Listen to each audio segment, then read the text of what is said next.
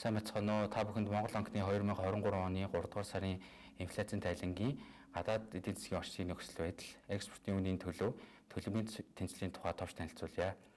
Олон улсын байгууллагууд шинжилсэн төсөөллөөр дэлхийн эдийн засгийн өсөлт өмнөд сүүлийн орчимд буюу энэ онд 2% орчимд хадгалагдах төлөвтэй байна. Улсуудаар задлж үзэх юм бол бүгд найрамдах хятад улсын эдийн засгийн өсөлт тэг хувьд бодлогын хязгаарлалтын арга хэмжээг цуцласантай холбоотойгоор дотоод эрэлт сэргэх эдийн засгийн өрсөлдөлт эрчимжих юм төлөвтэй байна. Нөгөө талаасаа Америк нэгдсэн улс, Европ улс зэрэг томоохон эдийн засгийн улсуудын хэрэгжүүлж буй мөнгөний хатуу бодлогын нөлөө энэ онд хүчтэй илэрч тэдгээр улсуудын эдийн засгийн өсөлт сулрах юм төлөвтэй байна.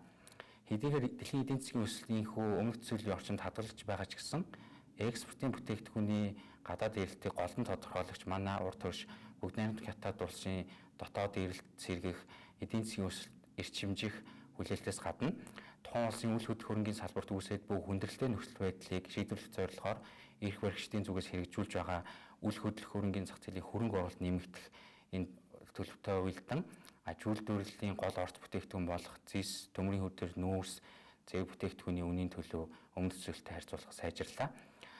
Алтны үнийн хувьд бол олон улсад үүсээд буй тодорхой бус байдал геополитикийн асуудалтай холбоотойгоор цаашд өндөр түвшинд хадгалах таар байна.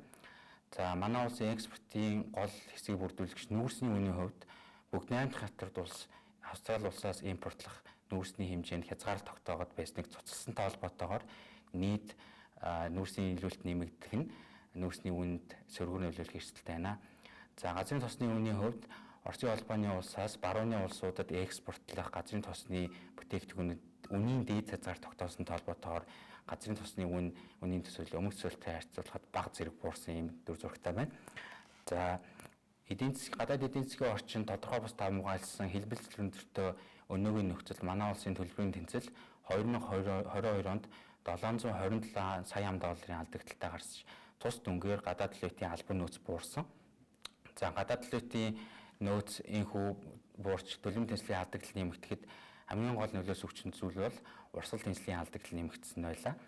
За хэдийгээр нүүрсний экспорт өмнөх оны сүүлийн хагас эрчимтэй нэмэгдэж нүүрсний орлого нэмэгдсэн хэдий ч импортын өрсөлдөө өндөр үйлчлэгээний дансны алдагдал тэлсэн урсгал тансалны алдагдал нэмэгдэх гол шалтгаан болсон. Гадаад эдийн засгийн орчны тодорхой бус байдал өндөр хэлбэлзэл ихтэй өнөөгийн нөхцөлд гадаад валютын албан нөөцийг нэмэгдүүлж гадаад эдийн засгийн эрсдэл даах чадварыг үргэлжлүүлэн бэхжүүлэх нь бодлогын нийт тэрэг үнийн зорилт болж байна. Төлбөрийн тэнцлийн цаашдын төлөв нь нүүрсний экспорт түүхийн эдийн үнийн цаашдын төлбөөс голчлон хамаарахаар байна. Анхаарал хандуулсанд баярлалаа.